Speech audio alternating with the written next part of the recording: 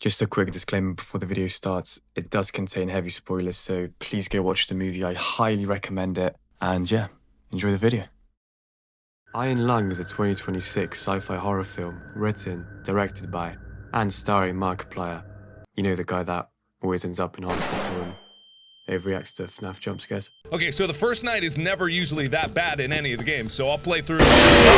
Adapted from David Szymanski's 2022 indie horror game, the movie takes a simple idea and stretches it to its absolute breaking point. One man sealed inside a tiny submarine, descending into something humanity was never meant to understand. This isn't a movie about jump scares, it's a movie about pressure, physical, psychological, and existential, and how long a human can endure complete isolation before it collapses. The film opens by establishing its bleak cosmic setting. A mysterious event known as the Quiet Rapture has erased all stars, planets, and colonies without warning. The universe is suddenly dark, silent, and mostly empty. Humanity survives only in scattered remnants, clinging to artificial habitats and fading hope. In the aftermath, strange anomalies begin appearing, including a moon designated AT-5, completely flooded by a vast ocean of what appears to be human blood. Desperate for answers, a shadowy organization called the Consolidation of Iron begins launching exploratory missions into the blood ocean. Every one of them fails. Our protagonist, Simon, is a convicted prisoner offered a deal: pilot an experimental submarine, the Iron Lung, into the ocean of AT-5 in exchange for a chance of freedom. It's not framed as heroism, it's framed as expendability. The Iron Lung is barely a vessel at all. It has no windows, no direct view of the outside world. Everything Simon sees comes through distorted cameras and flickering monitors. The metal hull creaks constantly, reminding us that the ocean pressing in from all sides is waiting to crush him. From the start, the submarine feels less like protection and more like a coffin slowly being lowered into the ground. One of the film's strongest choices is how it completely commits to isolation. Simon is alone for nearly the entire runtime. There is no comforting cutaways, no relief from the confined space. His only human contact is Ava, a consolidation operator communicating through radio transmissions. Her voice is calm and distant. She gives instructions, she asks for photos, she promises extraction, but the deeper Simon descends, the more fragmented her messages become, and the less trustworthy they sound. The movie makes it clear, even communication is fragile here, and once it's gone, there's nothing left. Simon is ordered to document a massive skeletal structure resting on the ocean floor, the remains of an unknown creature. As he photographs it, something moves in the distance. Something alive. Moments later, the Iron Lung is violently struck.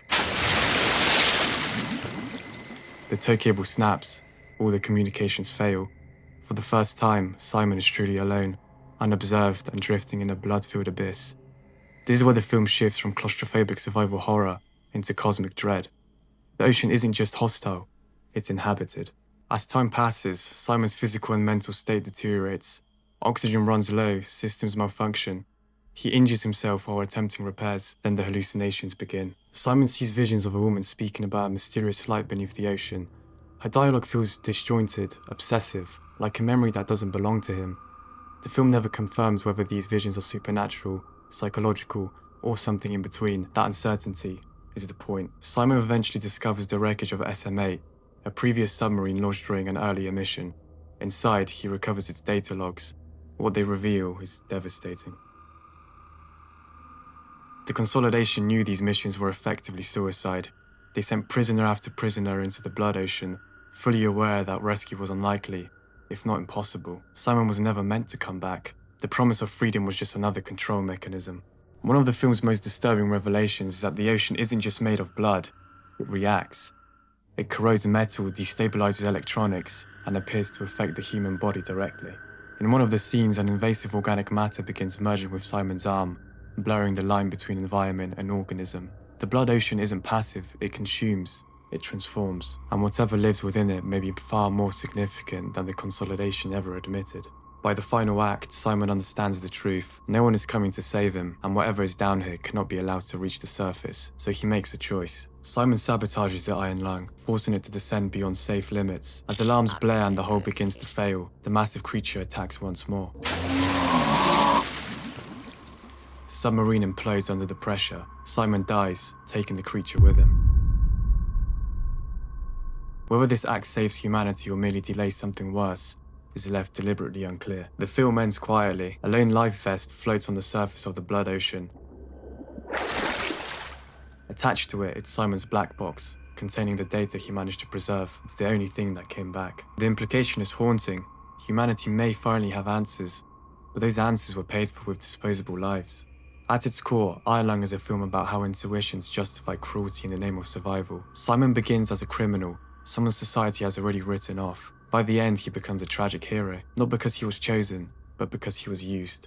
It's the system that decided some lives were worth less than information. Iron Lung is slow, oppressive, and intentionally uncomfortable. It demands patience and rewards it with a suffocating sense of dread that never fully releases. It won't work for everyone, but for viewers willing to sit with its silence and pressure, it delivers one of the most unsettling sci-fi horror experiences in recent years. A story about isolation, a story about sacrifice, and a reminder that sometimes the most terrifying thing in the universe isn't the unknown, it's the people willing to send others into it. A huge reason Iron Lung works as well as it does is its audio and visual design, especially considering how limited and confined the setting is. Mark delivers a generally strong performance as Simon.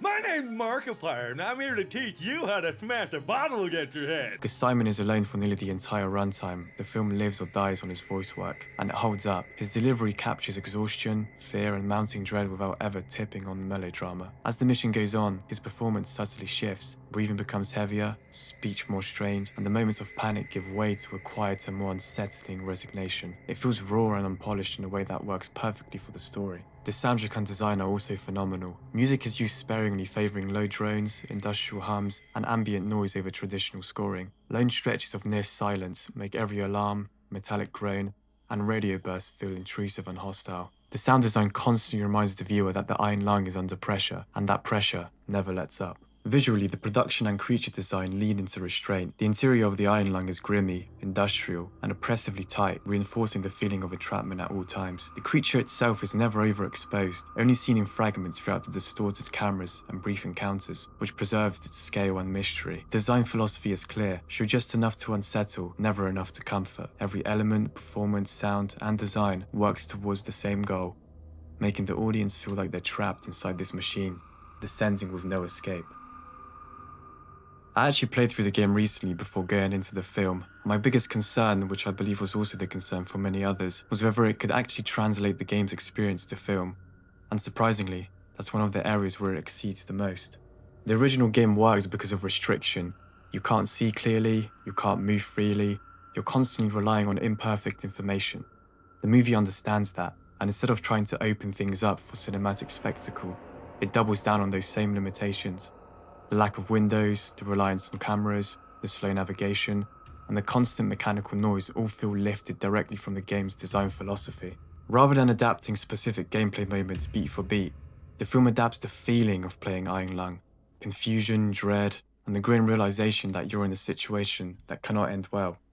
For fans of the game, there are clear points of recognition: the interface-style visuals, the methodical documentation of the environment, and the way tension comes from waiting rather than action. These elements aren't used as shallow references, they're integrated naturally into the film's pacing and structure. I just wanted to end the video by praising Markiplier a little bit. I grew up watching this guy sitting in his room playing Amnesia, to now single-handedly funding his own movie. By the time I'm recording this, I'm pretty sure they've actually removed Iron Lung from the top 10 box office list. So this is funny. This is on Friday. The box office numbers. I'm number one, right? I milked it a lot. I said it. It was very funny. I knew that Sam Raimi's movie was going to pass me eventually by the end of the weekend, but I was like, haha, I'm number one. But then I didn't see this yesterday, but here's Saturdays. So this is Saturday, right? I swear I was on this list, but Iron Lung isn't here anymore. Which just goes to show how Hollywood and all these huge distribution companies are generally scared of a YouTuber surpassing them, which is actually quite funny. But yeah, if you got this far, thank you for watching, and I'll see you next time.